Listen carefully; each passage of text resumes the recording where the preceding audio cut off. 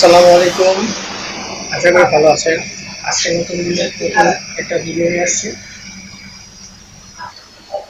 তো আজকে আমি একটা বিষয় নিয়ে দেখাবো, সেটা হলো পাওয়ার সাপ্লাই।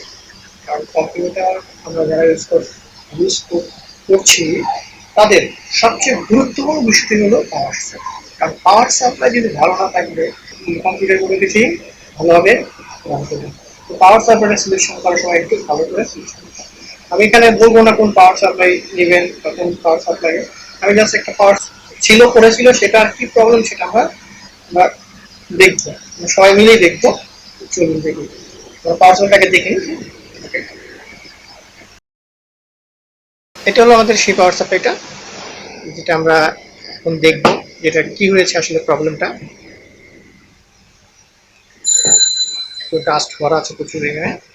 তো যেহেতু আমার এখানে আমার এক হাত দিয়ে আমি আমার মোবাইল ধরে আছি, আর এক হাত দিয়ে আমি খুলতে পারবো না, তাই আমি এটা খুলে চেক আপ করার অবস্থায় এনে তারপর আমি আবার আপনাকে দেখাচ্ছি। আমি আপনাদের প্রতিটা সিকোয়েন্স দেখাচ্ছি। আসলে একবারে দেখাতে পারছি না কারণ আমার স্ট্যান্ড নাই, আর এক হাত দিয়ে আমি এখন খুলেছি এটা। এখানে 4টা স্ক্রু ছিল, স্ক্রু খুলে আমি খুলেছি। দেখুন এটার মধ্যে প্রচুর ডাস্ট জমা হয়েছে। তো প্রথমে আমি ডাস্টগুলো ক্লিন করব, তারপর এটা চেক আপ করবো, ঠিক আছে? কারণ ডাস্ট সহ চেক আপ করা আমি মনে করি না যে ঠিক হবে। এটা কুলিং ফ্যান, ঠিক আছে? তো আমি ডাস্টটা ক্লিন করে আমি আপনাদের আবার দেখাচ্ছি। হ্যাঁ, ক্লিন করে ফেলেছি। ক্লিন করে এখন আমি টেস্ট করার জন্য প্রস্তুত। দেখুন এখানে আমি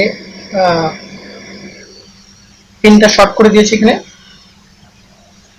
আর কানেকশন লাগিয়ে দিয়ে দিয়েছি। এখন শুধু আমরা সুইচ দেবো। সুইচ দেওয়ার পর আমরা দেখবো যেটা কি প্রবলেম। সুইচ দিচ্ছি।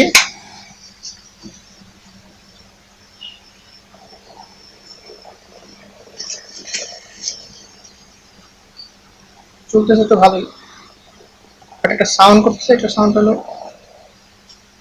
হ্যাঁ, কোনো প্রবলেম তো দেখতে পাচ্ছি না। আমরা ভোল্টেজটা চেক করবো যে ঠিক আছে কিনা, আউটপুট ভোল্টেজ গুলো।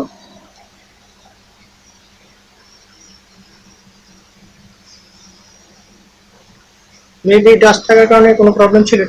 এটা সাউন্ড করতেছিল, এর আগে দেখেছিলাম। আই হোপ এটা যে কমপ্লিট হয়ে গেছে। ওকে, ক্লোজ করে দিচ্ছি, মানে লাইটটা অফ করে দিচ্ছি সুইচটা।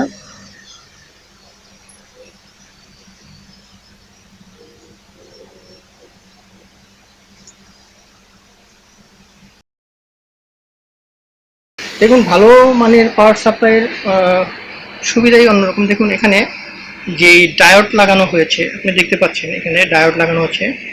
এটা হলো ব্রিজ রেকটিফাই ডায়োড, মানে এটা বিল এরকমও পাওয়া যায়, অথবা আমরা ডায়োড 4টা ডায়োড মিলিয়ে ব্রিজ রেকটিফায়ার বানানো যায়। তো এটা কমপ্লিটলি বানানো, সেই ডায়োডটা ইউজ করা হয়েছে। তারপর এখানে ক্যাপাসিটার ইউজ করা হয়েছে। আমরা একটু ভোল্টেজটা চেক করব, ঠিক আছে? তাহলে আমরা একটু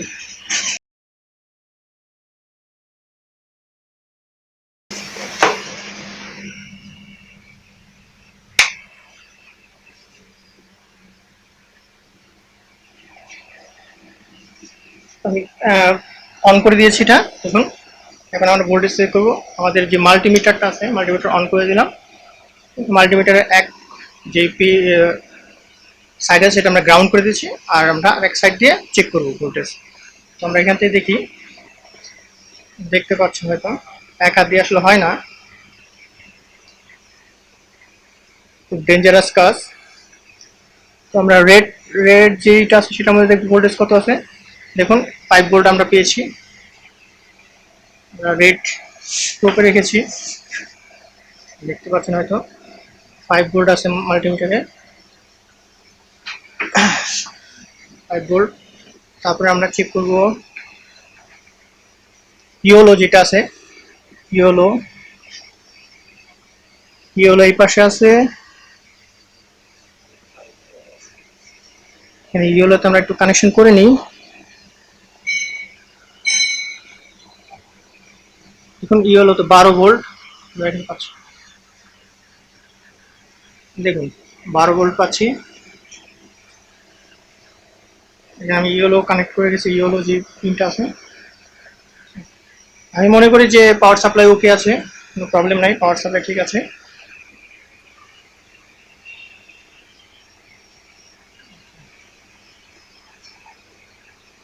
আমাদের এই 5 ভোল্ট আর 12 ভোল্ট পেয়েছি, এবং 3 ভোল্ট দেখবো এখন আছে কিনা। এখন 3 ভোল্ট আমাদের কিন্তু ঠিক আছে, 3 ভোল্ট, 3.39, 3 ভোল্ট আছে এখানে। যে কমলা কালারের যেটা আছে সেটার মধ্যে 3 ভোল্ট আমরা পেয়েছি, প্রেজেন্ট আছে। সো আমাদের পাওয়ার সাপ্লাই ওকে আছে। আই হোপ, আশা করি ভিডিওটা ভালো লেগেছে। ভালো লাগলে অবশ্যই আপনারা সাথে থাকবেন। এরকম ভিডিও পেতে আমার চ্যানেলকে সাবস্ক্রাইব করে রাখবেন। তো আজকের জন্য এখানে রাখছি।